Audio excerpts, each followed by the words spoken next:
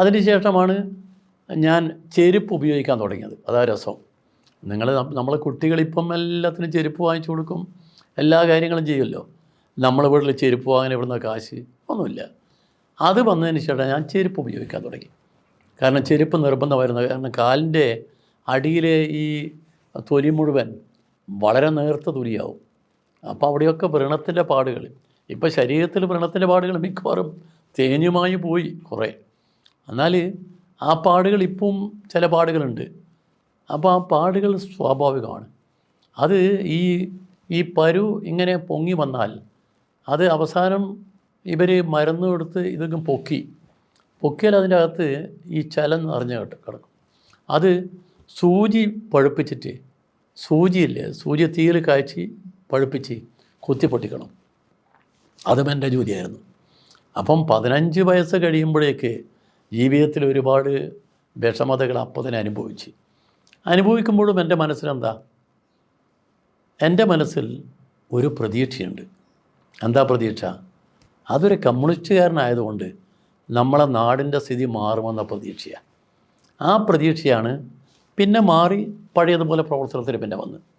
ആ പ്രവർത്തനത്തിൽ വന്നപ്പോൾ പിന്നെ എനിക്ക് സാധാരണഗതിയിലുള്ള ഒന്നിനും പിന്നെ വിഷമമുണ്ടായിരുന്നില്ല.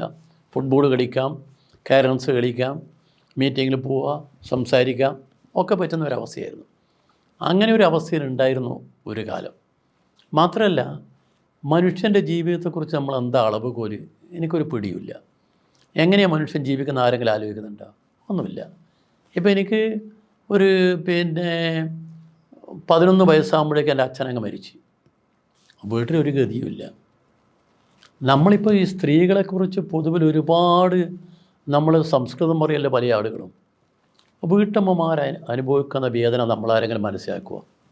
ഒരിക്കലും മനസ്സിലാക്കില്ല. എൻ്റെ അമ്മ അനുഭവിച്ച വേദന എനിക്ക് നേരിട്ടറിയാം എങ്ങനെയാണ്. ഈ 3 മക്കളെ വളർത്തണം. ഒരു ഓലപ്പുരയാണ്, പഴയ മൺകട്ടേൻ്റെ പുര. ആ പുര ഓരോ വർഷവും കെട്ടിമേയാൻ ഒരുപാട് കാശ് വേണം. നമുക്ക് വീട്ടിലെ കാര്യങ്ങൾ നടക്കണം. എന്താ വഴി? അമ്മ വീട്ടിലെ കാര്യങ്ങൾക്ക് വേണ്ടി ആട്ടിൻ്റെ കറവുണ്ടായിരുന്നു. ആടിൻ്റെ കറവ് പറ്റിയപ്പോൾ ആടിനെ വിറ്റ് ആ വിറ്റ കാശ് കൊണ്ട് ഓണത്തിന് നമുക്ക് കൂടിയൊക്കെ വാങ്ങിച്ചു തന്നു. പക്ഷെ പിന്നെ ദിവസങ്ങൾ തെളിഞ്ഞേക്കണ്ടേ? അടുത്ത വീടുകളിൽ പോയി ജോലി ചെയ്യും.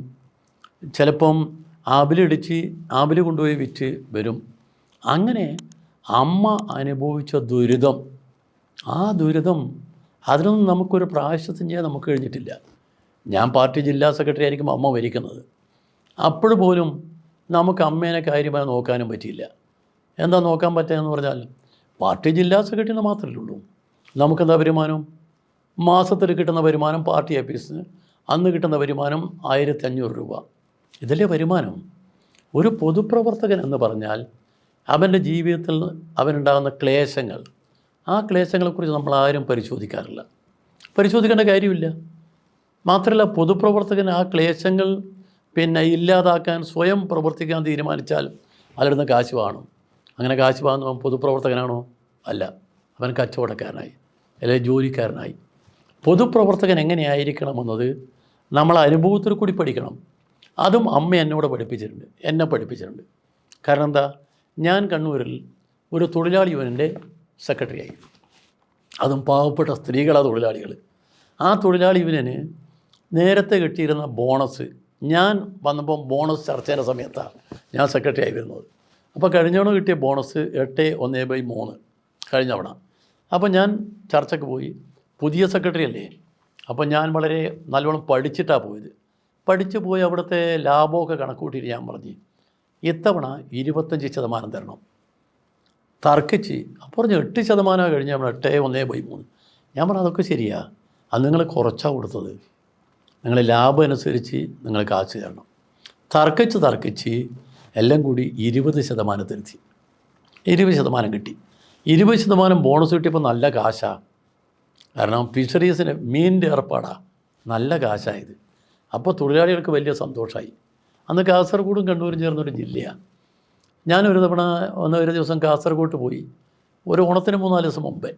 അപ്പോഴേക്കും ഒരു ബോണസെല്ലാം കിട്ടിയപ്പോൾ ഇവരെല്ലാം കൂടി ആലോചിച്ചിട്ട് എല്ലാവരും ഓരോ പങ്കെടുത്ത് 72 തൊഴിലാളികളുണ്ട്. അവരെല്ലാം ആ പങ്ക് എനിക്ക് കൊണ്ടുവരാൻ വീട്ടിൽ വന്ന്.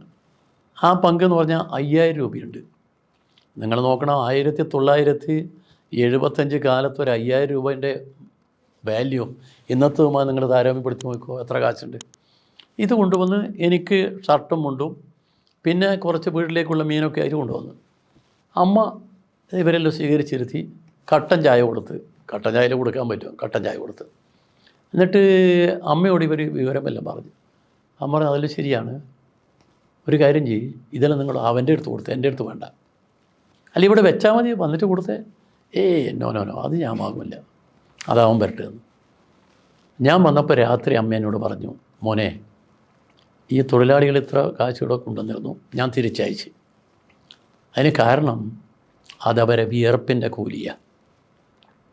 ആ കൂലിയുടെ പങ്ക് നമുക്ക് വേണ്ട മോനെ. നമ്മൾ ഓണം കഴിച്ചില്ലെങ്കിൽ, ഓണം കഴിച്ചില്ല എന്ന് നമ്മൾ മനസ്സോട് നമ്മൾ പറഞ്ഞ ഹൃദയത്തോട്, നമുക്ക് പുറത്താരോടും പറയേണ്ട കാര്യമില്ലല്ലോ. പുറത്ത് ആളെ കണ്ടാൽ ഓണം കഴിച്ച് ഗംഭീരമായി കഴിച്ചെന്ന് പറയാം, വേണമെങ്കിൽ നമുക്ക് കൃത്രിമമായിട്ട് എമ്പൊക്കെ വിടാം.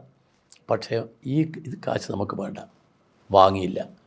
അപ്പോൾ നിങ്ങൾ നോക്കേണ്ടത് മനുഷ്യർ എങ്ങനെ ഈ മാതിരി കാര്യങ്ങളെക്കുറിച്ച് അവരെ മനസ്സിൽ എങ്ങനെ ഉൾക്കൊള്ളുന്നു എന്നുള്ള കാര്യം. അത് എൻ്റെ അമ്മ പറഞ്ഞിരിക്കുന്നത് ചെറിയ കാര്യമില്ല, അതൊരു മുന്നറിയിപ്പായിരുന്നു.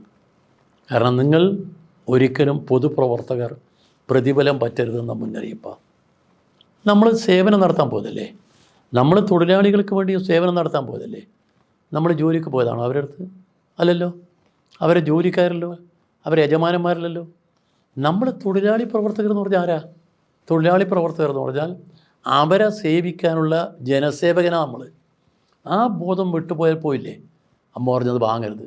ഞാൻ ഇപ്പോഴും ഓർക്കുക, അമ്മ ഒരു സാധാരണ കുടുംബത്തിൽപ്പെട്ട ഒരു സാധാരണ സ്ത്രീ, പട്ടിണിക്കാരുടെ കൂട്ടത്തിൽപ്പെട്ട ആൾ, ഇതൊക്കെയാണ്. അന്ന് നമ്മളെ വീട്ടിൻ്റെ സ്ഥിതിയോ അതതിലപ്പുറം പരിതാപകര. നമുക്ക് മിക്കവാറും ഉച്ചയ്ക്ക് സ്കൂളിൽ പോയാൽ പിന്നെ നമുക്ക് പ്രശ്നമില്ല. അതിന് മുമ്പുള്ള സമയം എന്താ ഗതി? വീട്ടിലൊന്നും ഉണ്ടാവില്ല.